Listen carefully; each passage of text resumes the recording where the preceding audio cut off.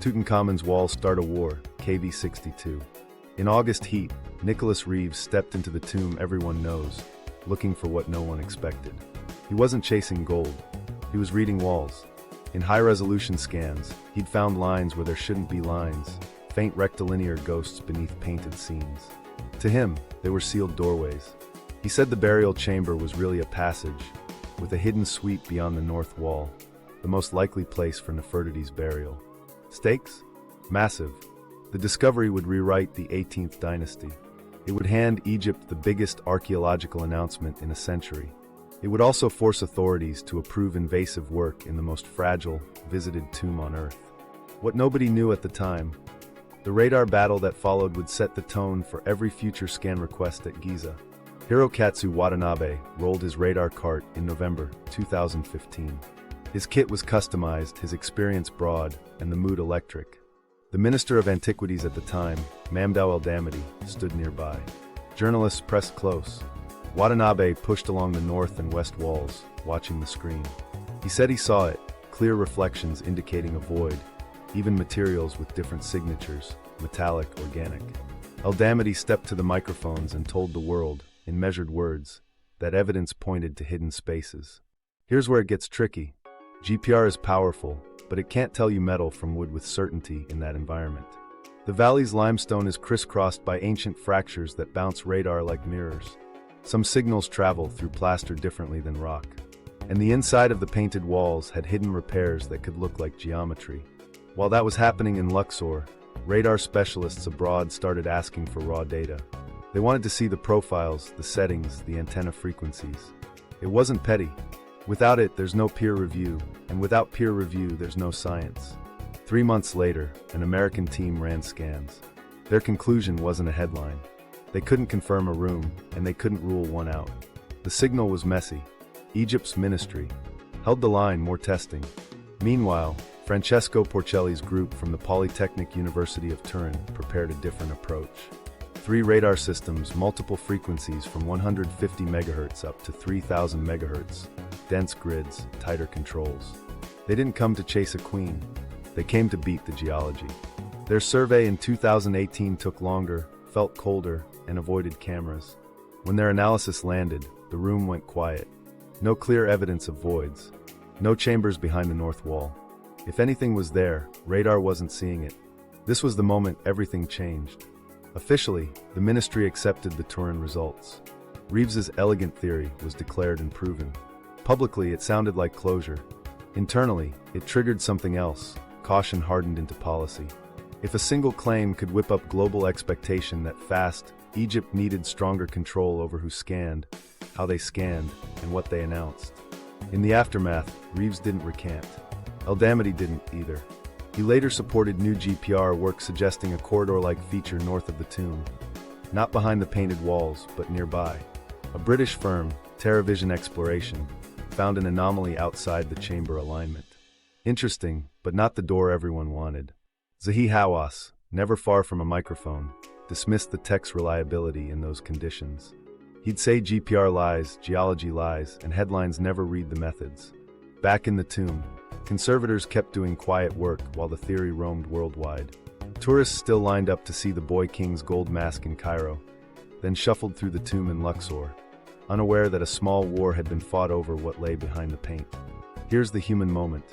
In a Cairo hotel breakfast room, a young radar analyst from the Turin project refreshed his email and saw the ministry's statement go live.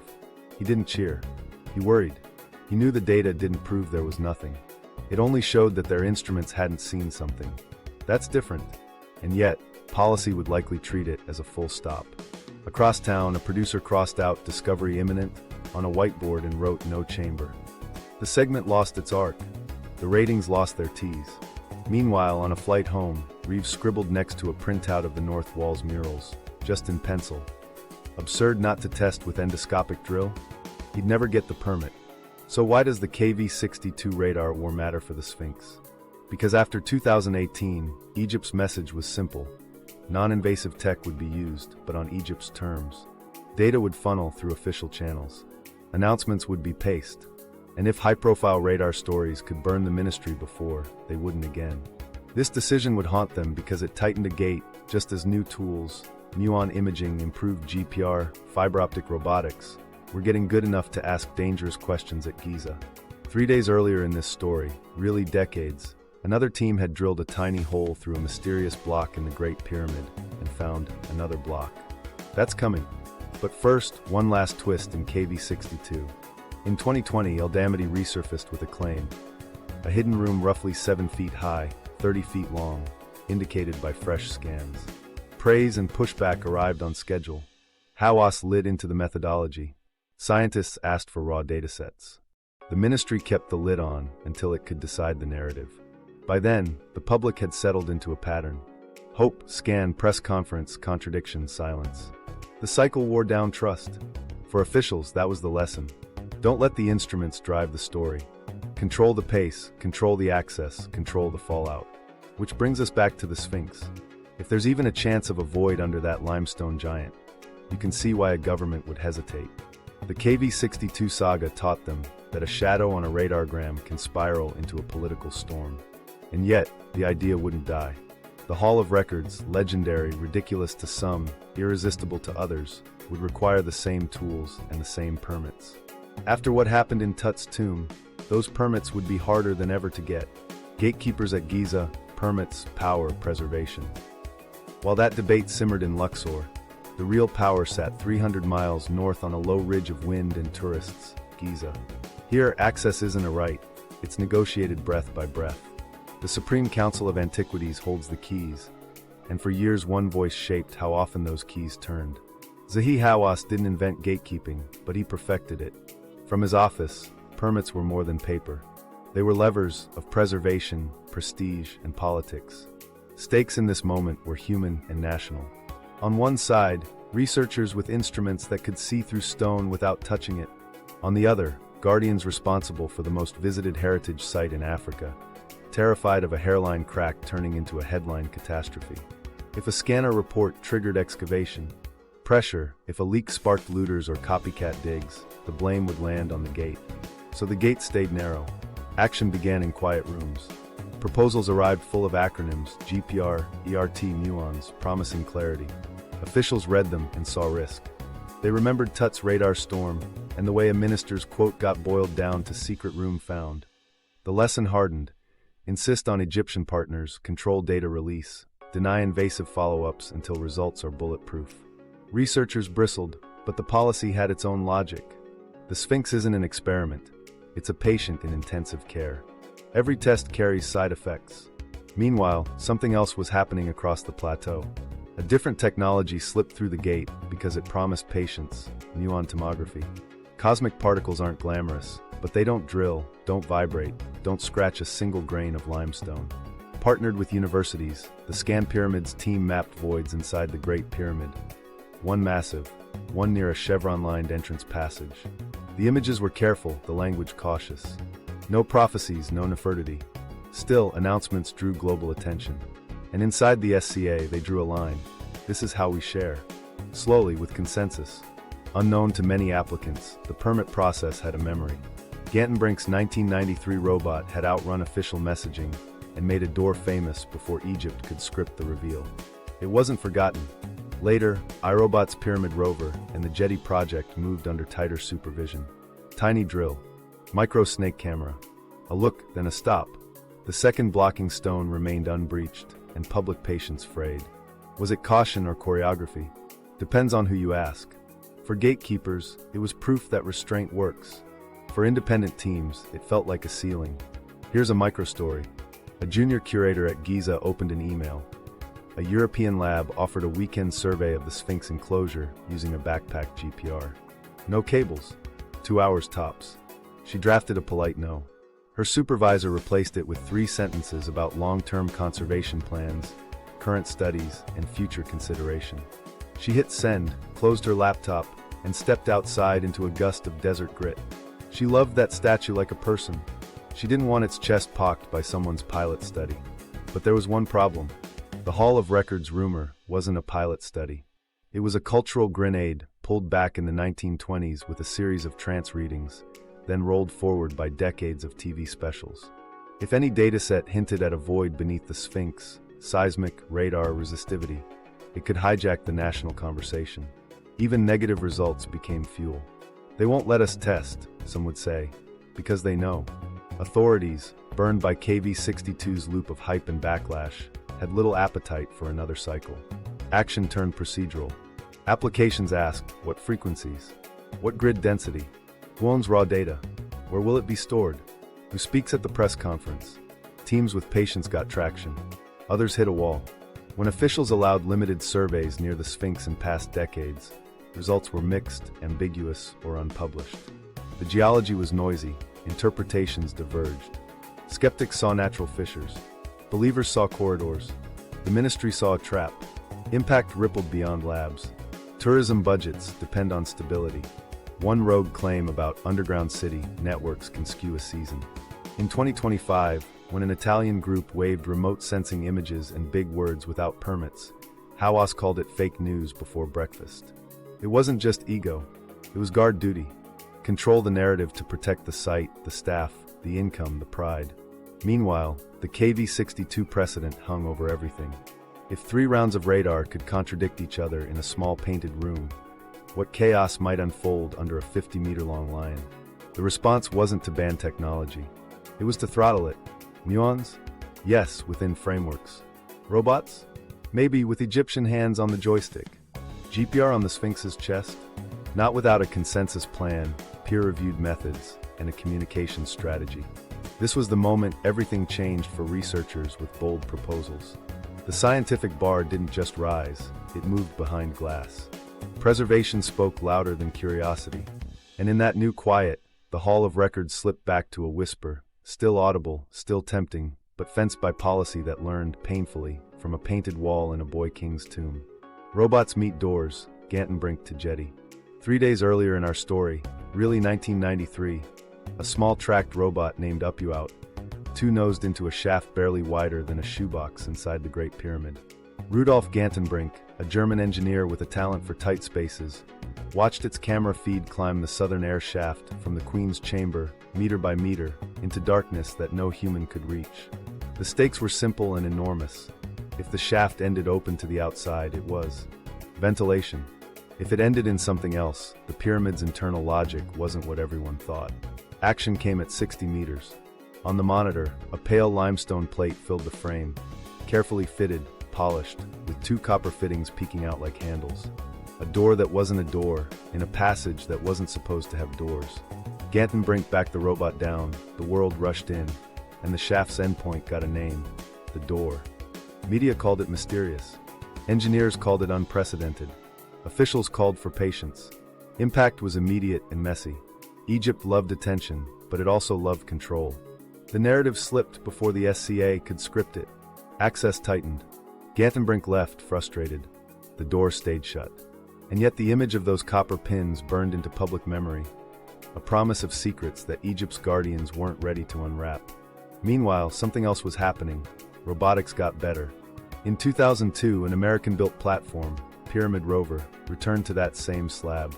This time, a drill bit the size of a pencil pierced the limestone, a 1.9-centimeter hole bored with surgical care. On the other side, a small void, then another blocking stone just beyond. Not open air, not a corridor, a sealed space leading to another seal. The feed showed a smooth backside on the first block, polished as if meant to be seen by no one.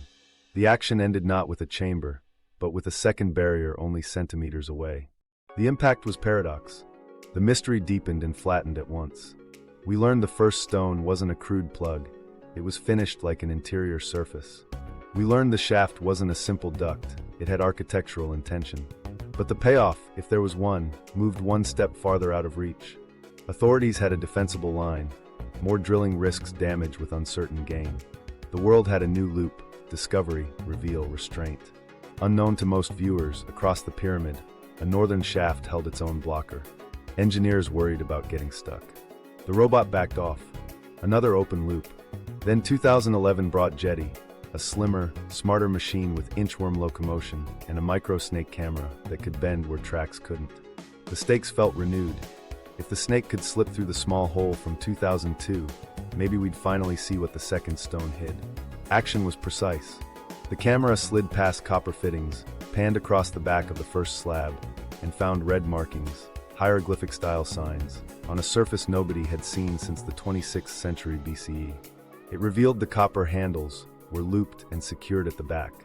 It surveyed tool marks and the careful finish of the stone.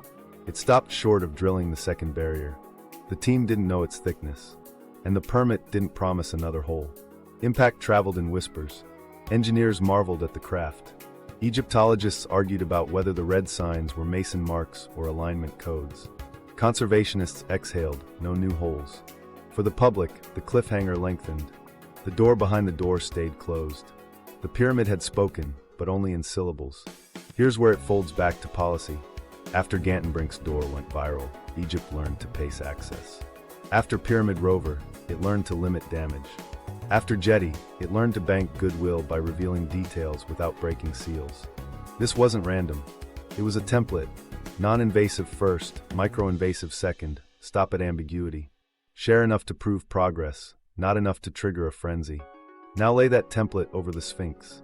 A rumored void beneath its paws, a hall whispered into existence by 20th century psychics and late-night TV, and a global audience hungry for a reveal. Replace tight shafts with bedrock under a monument that has cracked and crumbled for centuries. Replace copper pins with seismic anomalies that might be fissures, might be cuttings, might be nothing. The human equation is the same.